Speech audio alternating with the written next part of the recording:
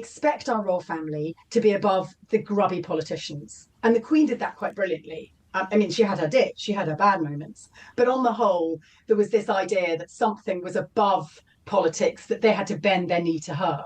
And the problem is when one of the leading palaces, Kensington Palace, the bright, brave new face of monarchy, which is what Kate and William are, put something out there that cannot be trusted, then arguably they're playing at no better a level than the politicians. And already, because they're part of the culture wars now, courtesy of the whole kind of divide between Harry and William, exacerbated by the way the press narrate those two narratives, this means that they no longer pull us above our political differences. And if the royal family don't serve as this impartial place or patriotic space above politics, then please tell me, what is their main function? In today's Britain, a profound question hangs over the House of Windsor. What is the royal family really for? This isn't just idle chatter. It strikes at the very heart of the monarchy's modern contract with the people. For generations, the institution's primary value was its supposed ability to float above the murky waters of politics. It was meant to be an impartial, patriotic space, a symbol that every citizen, regardless of their political leanings, could rally behind. But what happens when that neutrality begins to fray? If the royals are no longer seen as a unifying force, standing apart from the daily squabbles of Westminster, then we must seriously ask what their main function has become in the 21st century. This debate has gained a new urgency.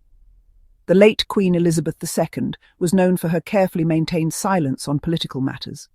Her silence was often interpreted as a strength. It allowed the crown to be a blank canvas onto which the nation could project its hopes and its sense of shared identity. This was the essence of the monarchy. It belonged to everyone and no one simultaneously. Now, however, there is a growing perception that this delicate balance is being lost, sparking a necessary conversation about its future. The central issue is whether the monarchy can retain its special status if it descends into the political arena. The moment the crown is seen to take a side, it risks alienating half the population it is meant to represent. Its purpose has always been to embody the state, not the government of the day. This distinction is crucial. The government is temporary, elected to enact policy and inevitably create division. The monarchy, in contrast, is meant to be permanent, a symbol of the enduring nation itself.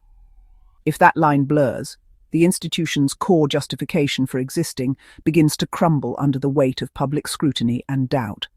So, we find ourselves at a crossroads on this day, the 1st of September, 2025. The quiet, dignified impartiality that once defined the royals seems to be eroding.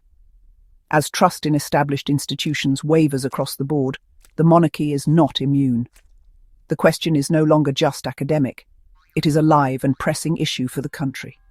If the royal family is not a unifying symbol that transcends political divides, then what is its purpose?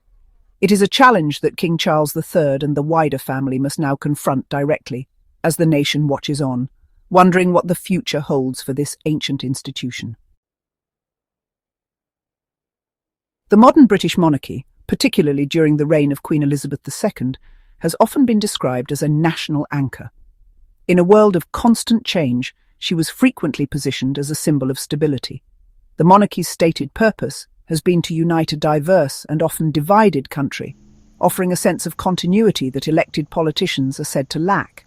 This supposed unifying power is attributed largely to the monarch's perceived neutrality.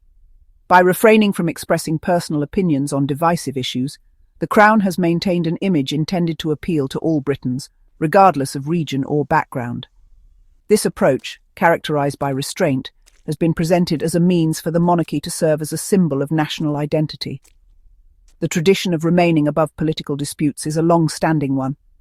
This allows the monarch to carry out constitutional duties, such as opening Parliament or approving legislation, without overt displays of personal bias. The idea of neutrality is often cited as the foundation of the monarchy's legitimacy. It is argued that this fosters a sense of national unity during both celebrations and times of crisis. The monarch is positioned as a representative of the nation's collective experience, a role that is claimed to be distinct from that of any prime minister. This symbolic function is frequently cited as the monarchy's main contribution to British life, providing a sense of continuity beyond the electoral cycle. Royal tours, such as King Charles's recent visit to Canada, are often highlighted for their symbolic value. These engagements, while ceremonial, are also described as diplomatic efforts to reinforce historical ties and project an image of stability. When the King addressed the Canadian Parliament, he did so not as a political leader, but as a figurehead representing shared heritage. Such moments are used to demonstrate the monarchy's role in national identity, particularly in the face of external pressures. The monarchy is often portrayed as a unifying force that upholds sovereignty and tradition on the world stage, separate from partisan politics. Historically, this has been regarded as the monarchy's primary strength. Even when Queen Elizabeth II was criticised in her early reign for being out of touch, she maintained her approach of impartiality. She appeared to understand that her role was not to lead with opinions, but to maintain a consistent presence.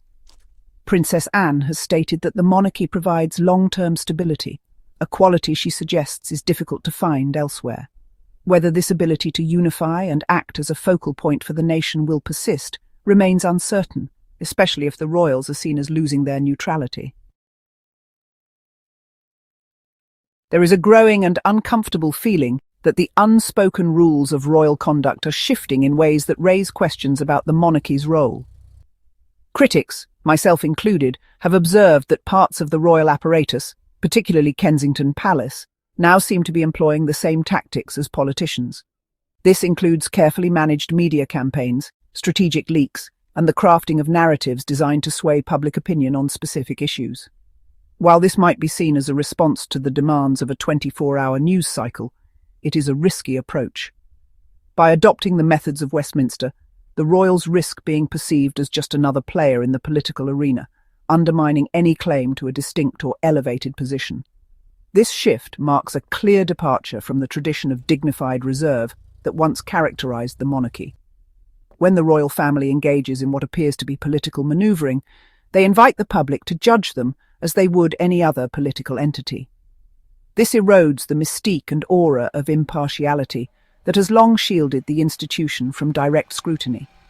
The monarchy's authority is not political. It is at best symbolic.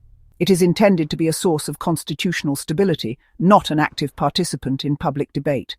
The moment they are seen as lobbying for a cause, however worthy, they expose themselves to opposition and criticism, creating division rather than unity. The reputation of the monarchy is fragile, and its legitimacy depends on maintaining a certain distance from political engagement. Engaging in political-style operations undermines that distance and the institution's credibility. It suggests a need to compete for relevance, to justify existence through activism, rather than through any inherent value. The late Queen's approach was notably reserved. Her influence was often defined by what she didn't say, rather than by any direct action.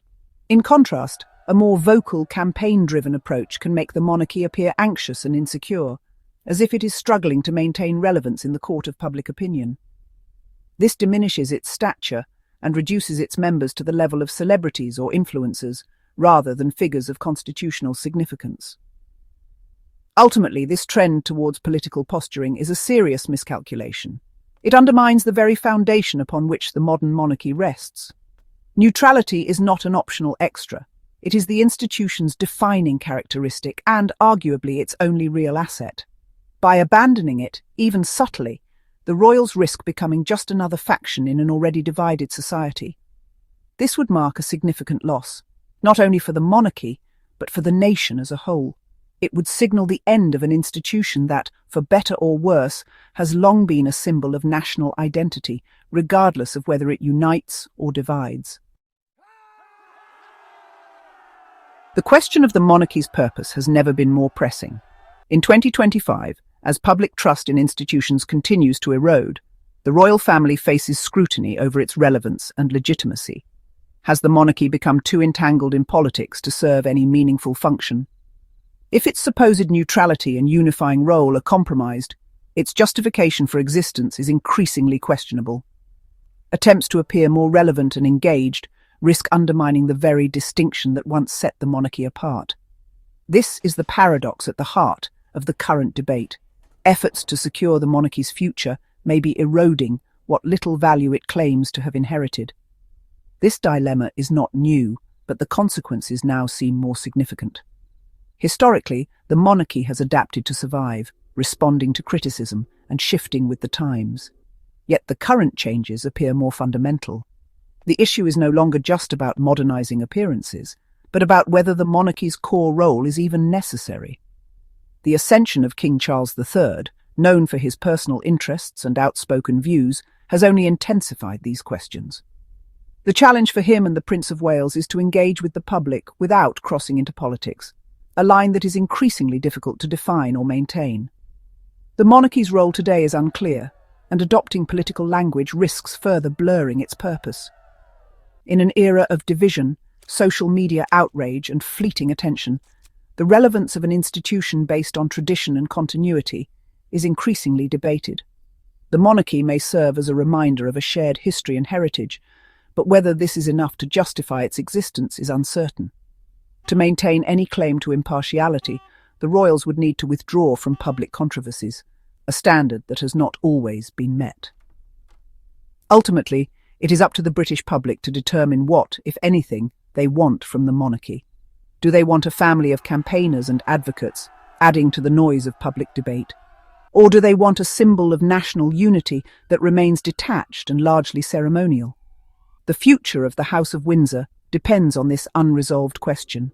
Its purpose cannot be determined by opinion polls or media campaigns. Any claim to serve the nation must be examined critically, rather than accepted at face value. Whether the royal family can unite or inspire remains open to question, and its continued existence as a national symbol is far from assured.